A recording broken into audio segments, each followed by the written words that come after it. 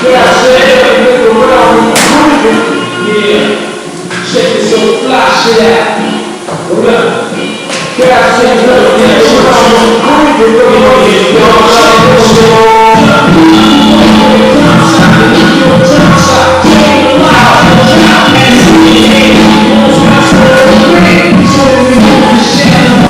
how long have you been a bouncer for? I was a bouncer from about 2005 to about 2010, 2011. What was your experience bouncing at only 165 pounds?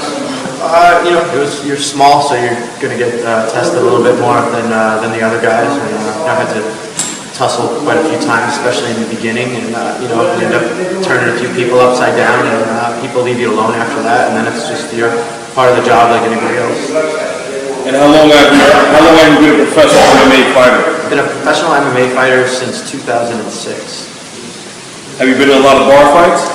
None as a patron, but quite a few working security. It was pretty much a nightly thing. You're going to run into some kind of altercation.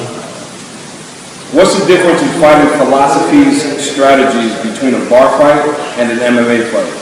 An MMA fight is a lot more simple. You're going in to do a job. The other guy signed up. I'm not going to get arrested. For kind of overdoing it. We're getting carried away with that.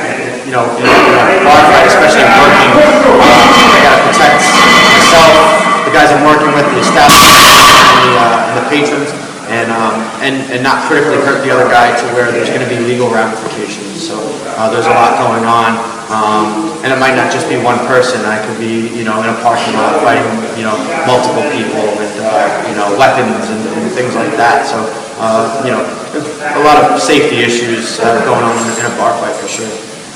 And what is your best fight story?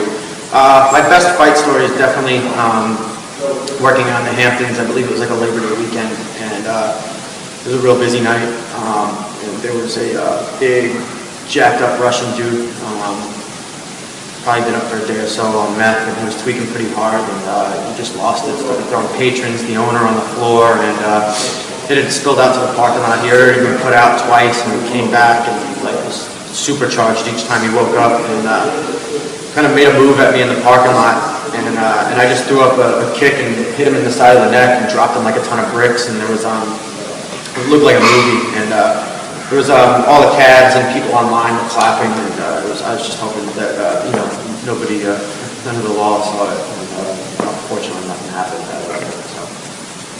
Now, I know you trained a lot with the Russians at Brighton Beach, Brooklyn. Can you tell us about that? Yeah, training with the Russians is kind of where I got my start. It was a elite level, high level Greco-Roman wrestling.